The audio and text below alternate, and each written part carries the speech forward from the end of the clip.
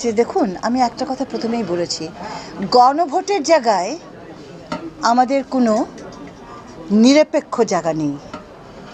হয় আমি এটার পক্ষে, আমি আমার অভ্যুত্থানের পক্ষে, আমার এই ছেলেমেয়েরা যারা মারা গেছে তাদের পক্ষে, হাদির পক্ষে, হয় আমি নতুন বাংলাদেশ চাই অথবা চাই না।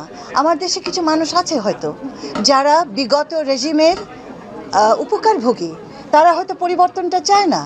আমার তো জানাও দরকার যে কারা চায় না। এবং কথাটা সিম্পল, এই গণভোটের মধ্য দিয়ে যদি দেখা যায় আপামর জনগণ এটার পক্ষে দাঁড়িয়েছে, হ্যাঁ বলেছে, তাহলে তো আমার সংস্কারের দ্বার খুলে যাচ্ছে, নইলে আমি আর সেই জায়গাটায় যেতে পারছি না। তো আমরা আমার সরকার অবস্থান, আমরা হচ্ছে গণ অভ্যুত্থানের সরকার, আমাদের অবস্থান স্পষ্ট।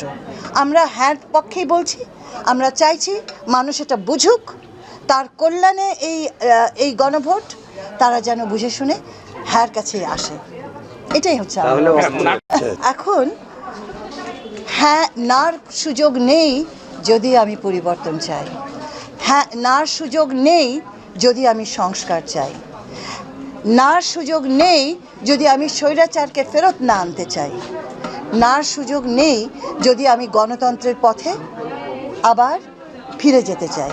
হ্যাঁ, যে না দেবে তাকে সে বুঝে দিচ্ছে না বুঝে দিচ্ছে আমি জানি না, কিন্তু একটা জিনিস বুঝতে হবে, না দেওয়া মানেই 24-এর বিরুদ্ধে দাঁড়ানো, না দেওয়া মানেই স্বৈরাচারের পক্ষে দাঁড়ানো, না দেওয়া মানেই আমাদের বিগত যে রেজিম ছিল, যে স্বৈরাচারী সংস্কৃতি ছিল, সেটার দরজা খুলে দেওয়া।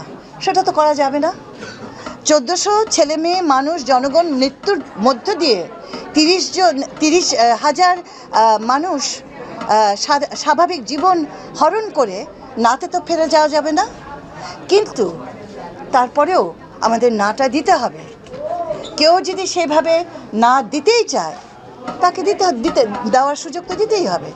আর মানুষের মতামতটা নিতেই হবে।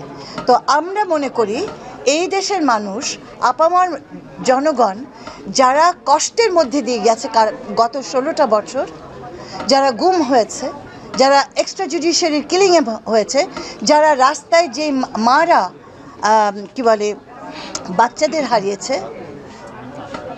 সেই জনগোষ্ঠীটাই এই দেশে পরিবর্তন চায়। এবং হ্যাঁ বলার সুযোগটা তাদের জন্য। ম্যাম, আমি একটা ছোট্ট